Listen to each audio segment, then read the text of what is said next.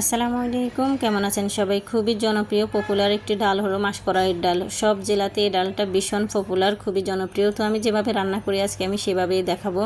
ডালগুলোকে আমি সিদ্ধ করে নিয়েছি, সিদ্ধ করে ব্লেন্ড করে নিয়েছি। এখন পানি দিয়ে ভালো করে গুটে নিচ্ছি যেন কোনো দানা দানা ভাব না থাকে। আমি একটা হাত ব্লেন্ডারের সাহায্যে এগুলিকে একদম মেশ করে পাতলা করে নিব যেন গোটা গোটা ভাবটা না থাকে। আপনারা চাইলে সেভাবেও করে নিতে পারেন বা হাত দিয়ে কষলিও আপনারা পানিতে গুলে ডালের মতো করে নিতে পারেন। দিয়ে দিয়েছি কাঁচামরিচ, দিয়ে দিয়েছি পরিমাণ মতো হলুদের গুঁড়ো দিতে অবশ্যই খেয়াল রাখতে হবে। প্রথমে কালার না আসলে কী হবে, রান্নার পর কিন্তু সুন্দর একটি কালার চলে আসে।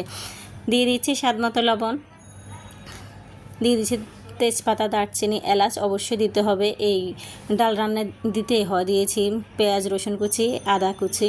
আদাটা অবশ্যই দিতে হবে, সুন্দর একটা স্মেল আসবে। আর এই ডালে আদা অবশ্যই ইউজ করতে হয়, অন্য কোনো ডালে দেখ আর না দেখ মাসকলাইয়ের ডালে কিন্তু আদা দিতেই হয়।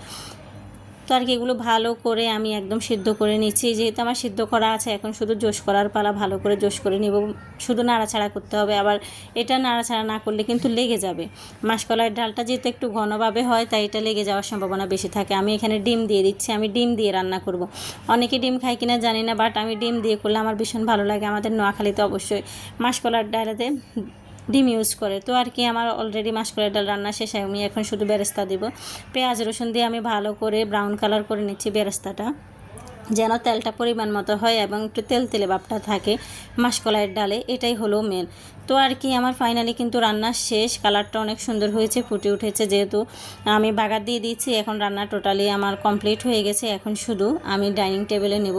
তো দেখেছেন কালারটা কি সুন্দর হয়েছে। আর যেহেতু ডিম দিয়েছি, অসাধারণ একটা লুক আসছে। ডিমের টেস্টটাও কিন্তু ডালের টেস্ট বাড়িয়ে দেবে আর কি। দেখেছেন কি সুন্দর হয়েছে।